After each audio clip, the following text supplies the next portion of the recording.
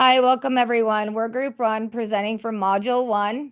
Today's presentation covers Chapter 4 from the Generalist Case Management, which focuses on ethical and legal issues in case management practice. We'll be connecting those concepts to the NASW Standards 1, 3, and 4 and applying everything to an original case study involving a homeless transgender youth. My name's Trina. I'm Chelsea. And I'm Skylar. Chapter 4 opens by acknowledging something really important, that case managers don't operate in a simple environment. They are constantly navigating competing obligations. On one side, you have your client and what they need, and on another side, you have your agency and its policies. Then you have the law, professional codes of ethics, and sometimes family members who all have opinions about what should happen. The chapter organizes these tensions into six major topic areas: confidentiality, which is foundational to every helping relationship; the duty to warn, which is one of the most significant expectations to that confidentiality; family disagreements, because families are involved in care but don't always agree; working with potentially violent clients, because case managers often work in community settings where this is a real risk; client autonomy, because our job is to empower clients, not make decisions for them; and finally managed care and breaking the rules, because sometimes the system itself creates ethical dilemmas. We're going to walk through each of these and show you exactly how they show up in our clients' cases. Okay, so confidentiality is described in the textbook as fundamental to developing a relationship between the helper and the client. The reason it matters so much is actually pretty practical. When a client knows their information is protected, they disclose more freely. And the more they disclose, the better the case manager can assess their situation and build an effective plan. So confidentiality isn't just an ethical obligation, it's actually a clinical tool. The textbook outlines 5 standards of confidentiality that must be communicated to every client at the very beginning of services. The case manager keeps information confidential except when the client poses a threat to themselves or others. They don't discuss what's necessary with professional colleagues. They inform the client upfront about the limits of confidentiality. They get written consent before sharing information with outside parties, and they protect the confidentiality of all records and documents. HIPAA adds a federal layer on top of this, specifically protecting health records, giving patients access to their own information and limiting what professionals can share.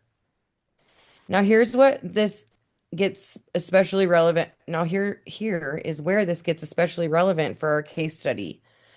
Working with minors introduces a whole additional layer of complexity. Maya is 17, which means state laws about minor consent, mandatory reporting, and parental access to information all come into play. All those laws can sometimes conflict with what the client wants and what the case manager believes is in the client's best interest. The duty to warn is one of the most significant concepts in case management. It comes from landmark court cases called tariffs.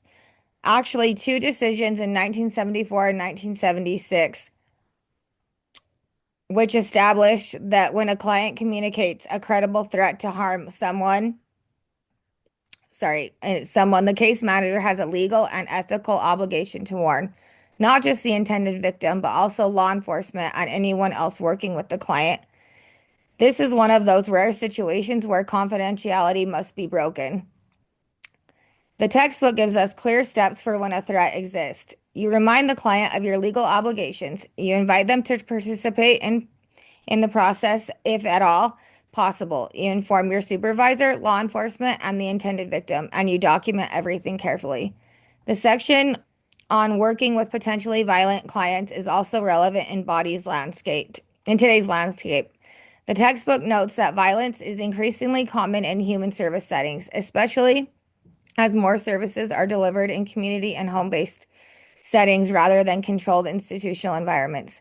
Case managers are often the ones meeting the clients at their homes and neighborhoods, and that creates real safety considerations.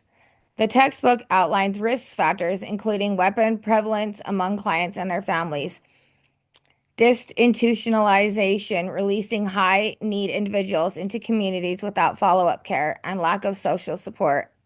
And it gives agencies 5 concrete steps from conducting violence risk assessments on clients to training staff in de-escalation to developing clear incident reporting procedures and agency safety policies. Client autonomy is described as a fundamental value and a core goal of case management process. The idea is that case managers must be committed to client empowerment, not just doing things for clients, but building their capacity to make their own decisions and manage their own lives. The textbook is clear that treatment plans must support client choice and promote self-sufficiency. But autonomy gets complicated. What happens when the client's preference might put them in danger? What happens when a client's decision-making capacity is unclear? The textbook gives us four guiding questions. What are the facts of the case? Can you understand it from the client's perspective? Is the client competent to make decisions? And what does the client actually want? For ethical decision-making more broadly, we love the no-brainer test from Dr. John Bonja. Three questions. Is it legal? Would your mother approve? And would it make the front page of tomorrow's New York Times? These are simple, but they cut right to the heart of whether an action can be professionally defended. Finally, the section on breaking the rules acknowledges that sometimes agency policies and client needs genuinely conflict. The case manager's dual role, agency representative and client advocate, can collide, and advocacy rather than rule breaking is always the preferred path. The NASW standards give us the professional framework that ties everything together.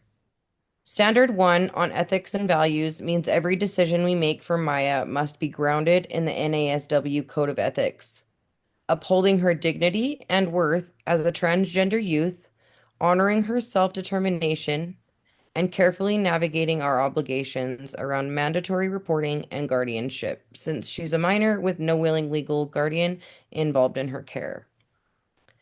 Standard 3 on knowledge means we cannot effectively serve Maya without specialized knowledge about LGBTQ plus youth, homelessness, about trauma and its impact on adolescent development, about minor consent laws in Utah, and about exploitation and trafficking warning signs, and about the specific community resources that exist for this population.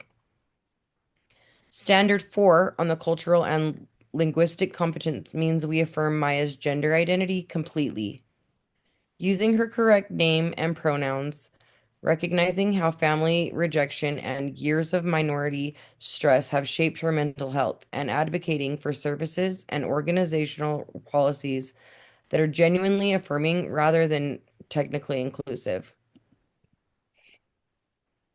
Meet Maya, our fictionalized client built from the assigned scenario. Maya is a 17-year-old transgender girl who presented to a drop-in youth shelter after approximately 6 weeks living unsheltered on the streets. She left her family home after coming out to her parents as transgender. They asked her to leave. She has pre-existing diagnoses of general anxiety disorder and persistent depressive disorder and was previously seen at school by a school-based therapist, which she lost access to when she became homeless. She reports a documented trauma history and is currently experiencing nightmares and hypervigilance, active trauma symptoms. The most urgent safety concern is that adults have been approaching her and offering her housing in exchange for companionship. That is textbook trafficking warning signs, and it has to be addressed immediately in the case plan. She is a minor with no willing legal guardian, which creates significant barriers to accessing services. On the right, you can see our 5 Ps assessment, breaking down her presenting problem, predisposing factors like her prior mental health diagnosis and minority stress, precipitating factors like the family rejection event, oh my gosh, I can't even say it.